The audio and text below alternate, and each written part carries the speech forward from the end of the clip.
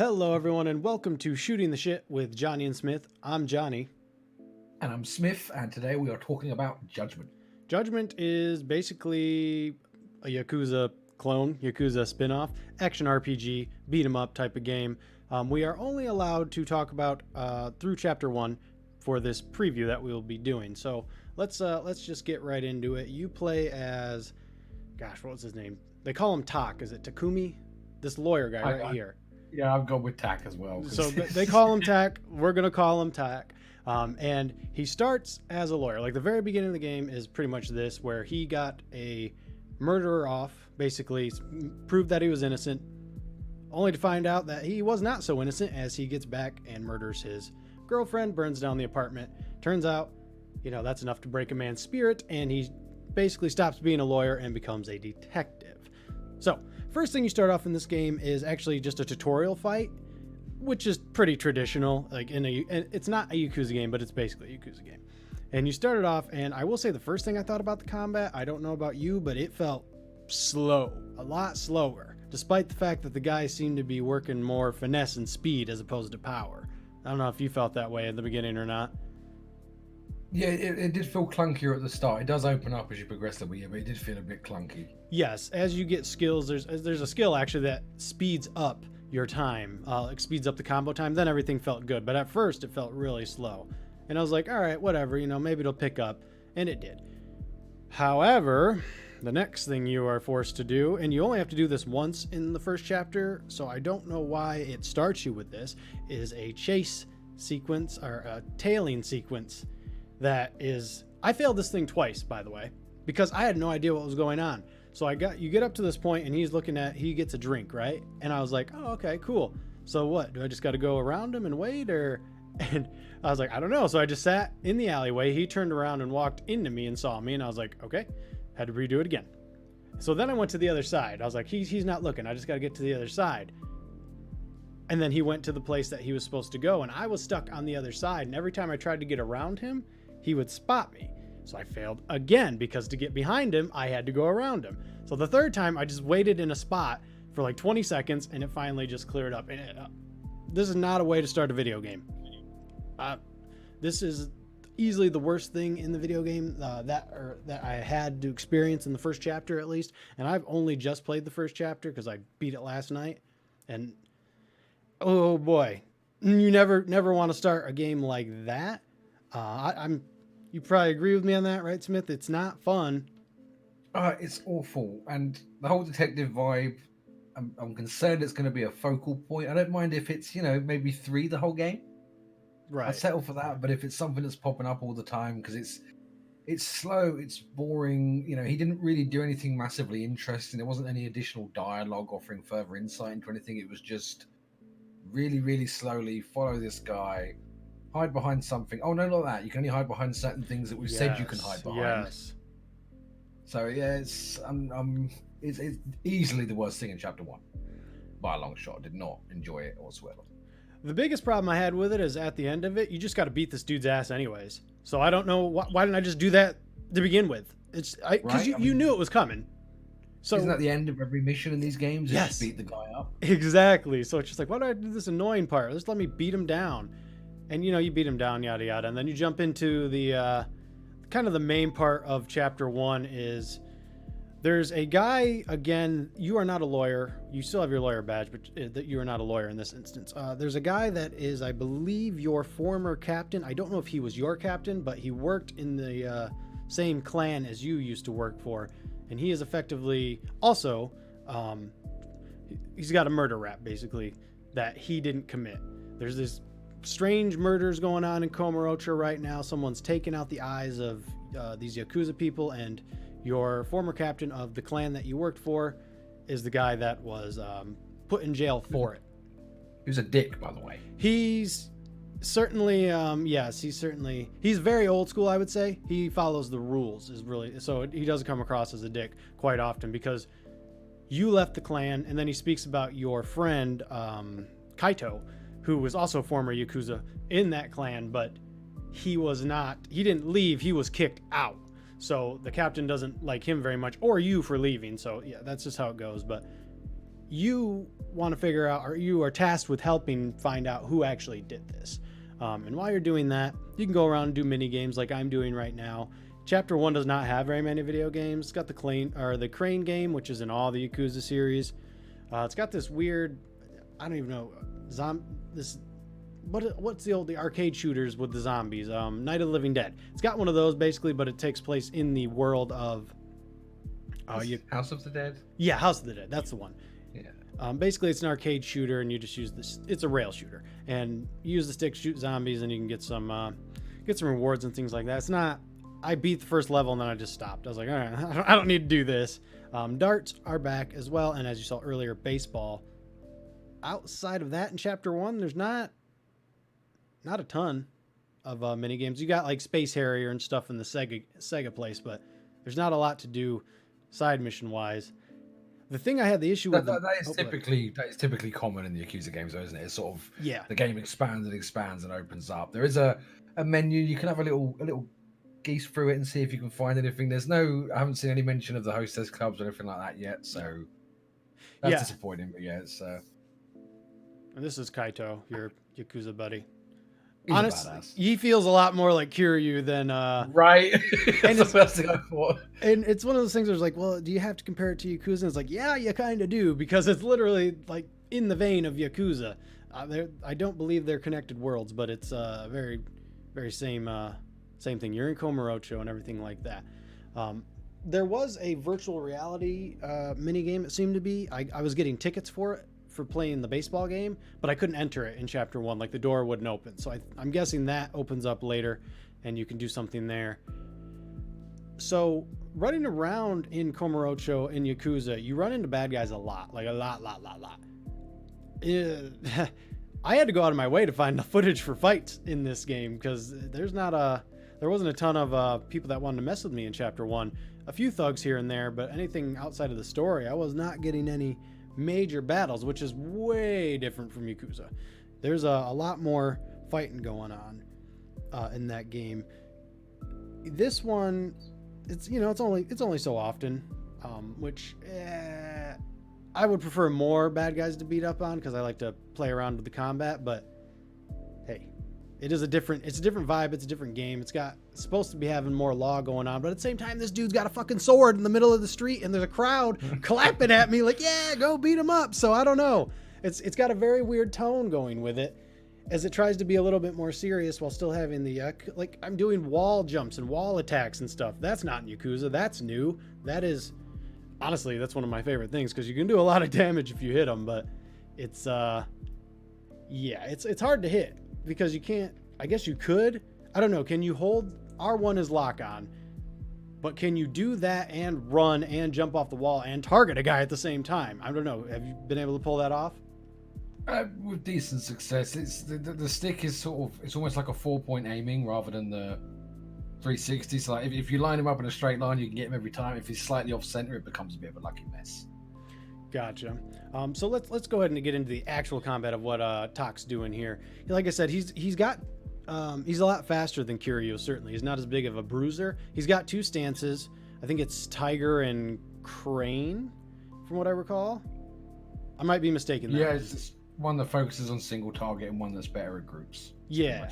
Yeah. And he's a lot more kung fu oriented than Kiryu is. Kiryu is just, throwing like huge bombs and stuff like that. And it's a lot more about speed and combos, it feels like, and running off the wall is a really big thing. Weapons, of course, make a return. Right here, I was super afraid that Kaito was going to die, but thankfully, for any mission with an NPC, they just take a knee and they recover their HP, so that's good. So how did you feel about the combat in Chapter 1? I didn't like it, like I said, as much as Yakuza, but it grew on me, especially from the beginning as I got more upgrades. Yeah, it was the same for me, because I generally grind quite a bit in the first chapter, just because it's a new game. The fighting's more fun and exciting at that point. So I did get some skills, and it does get more fluid. As you said, you nailed it perfectly. He's much quicker than Kiryu. Yeah. The dodging and that feels much more fluid. The seamless combat when you're running around and encounter bad guys is actually, I consider it to be seamless for the first time. Yeah. Because the other one, you'd get the odd freeze and it would pause. Now this one, you can run up and you can do a move as soon as you engage. Yep. The weapons have seemed to sort of gone back a little bit, you know, whereas the more recent Yakuza games, you could pick them up and you could put them in your pocket and keep them. In this one, every time I fought someone that had a weapon, it just dropped and broke on the floor immediately. Yeah, there's a lot of you got the environmental hazards and the environmental weapons, but I don't think you can, you know, pick up a knife and stab someone, which makes sense. This guy isn't Yakuza, you know, he's a detective. Things are a bit different, but yeah, I think that the combat's good. It's solid.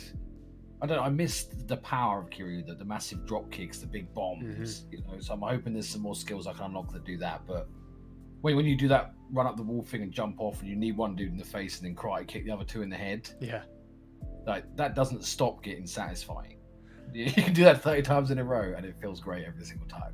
Yeah, the finishers in this game, there are some good ones, but I like not only with the weapons, but yeah, I think those took a step back as well. It doesn't seem like there's nearly as many.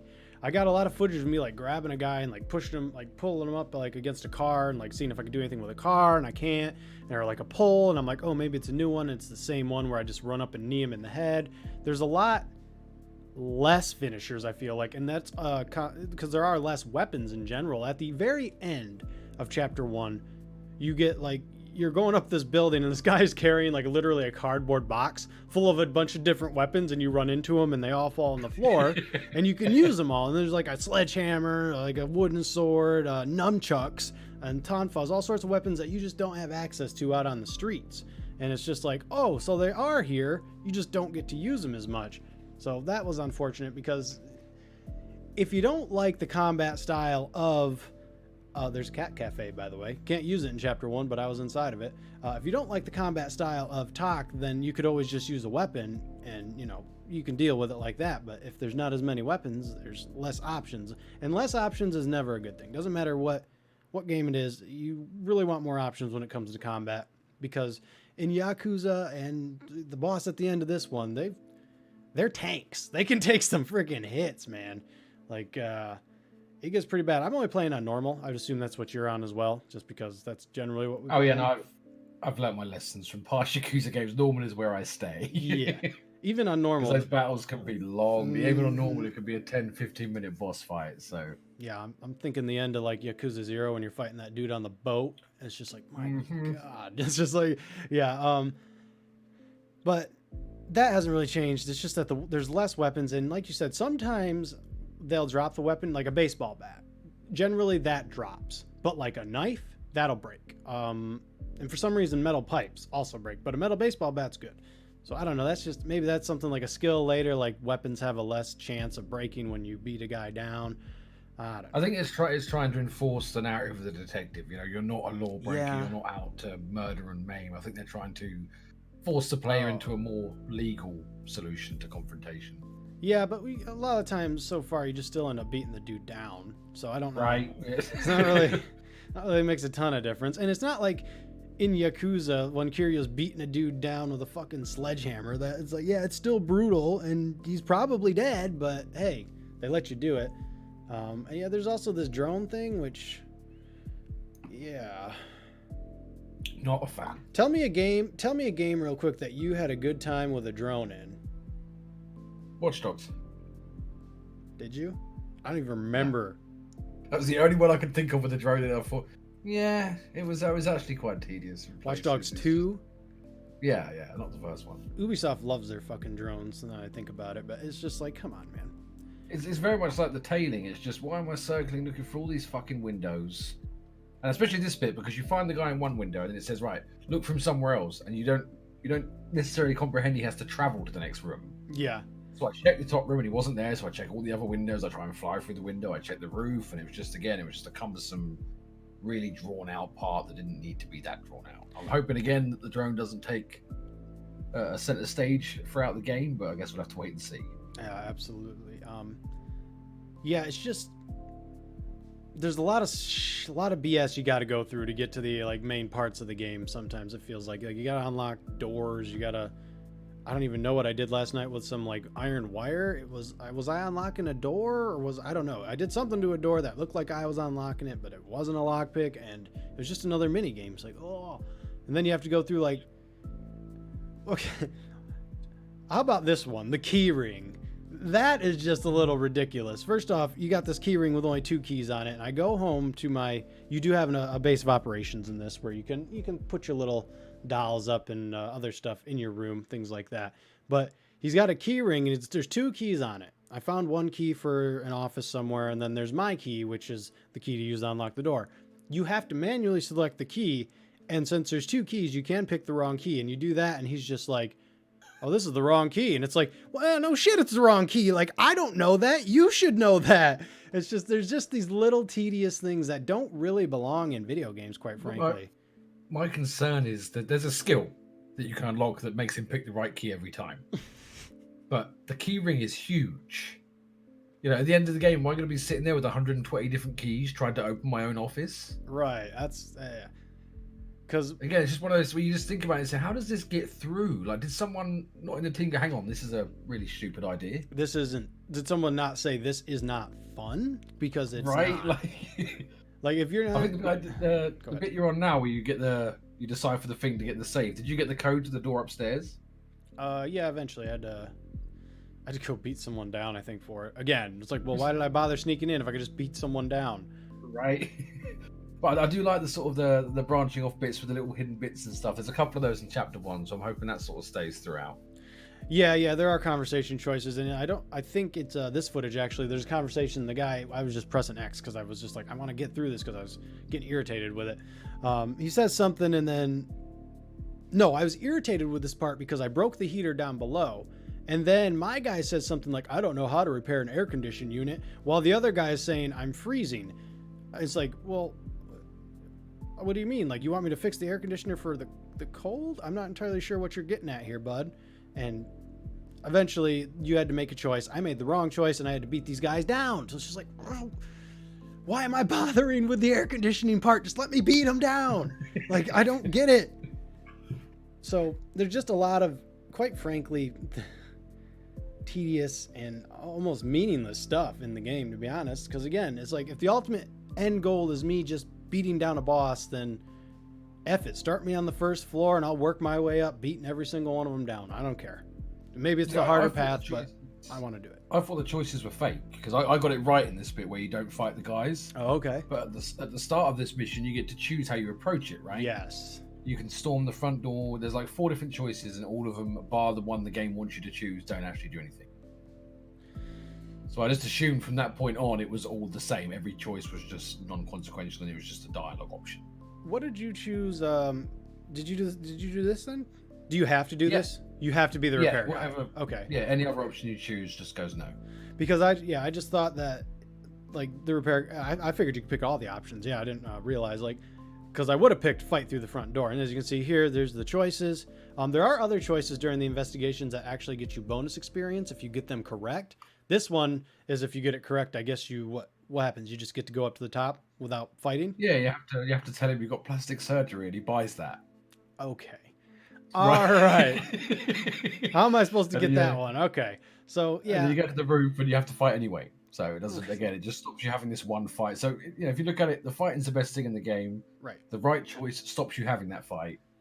Just let me bush in through. Because the thing is, the options were sneaking through the window. You can see an open window. You pass it on the way up. Mm-hmm.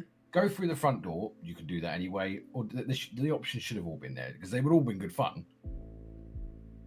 Yeah, I'm with you. I was a bit annoyed with that.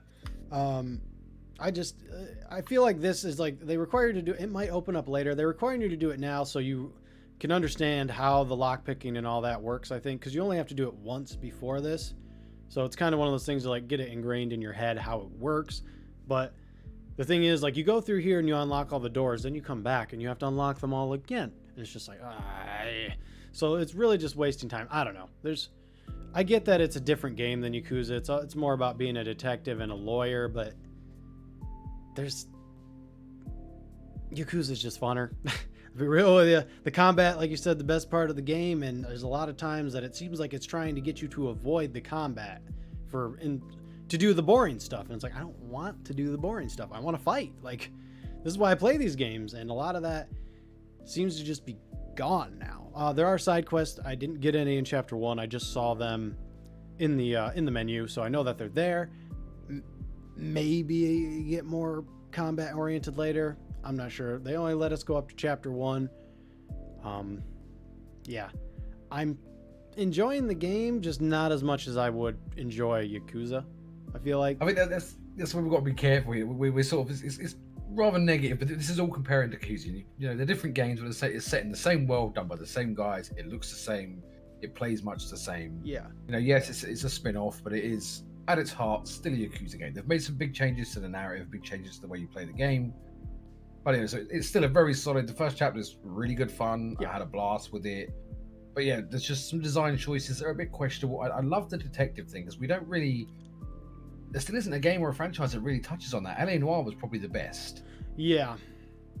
You know, so I want more of that, but I don't want it to just be where I'm sitting on a still screen, moving this magnifying glass, hoping to find this speck of dust in the corner of the room you want me to find. Yeah. Or tailing this guy for 5 minutes while he walks around like a headless chicken.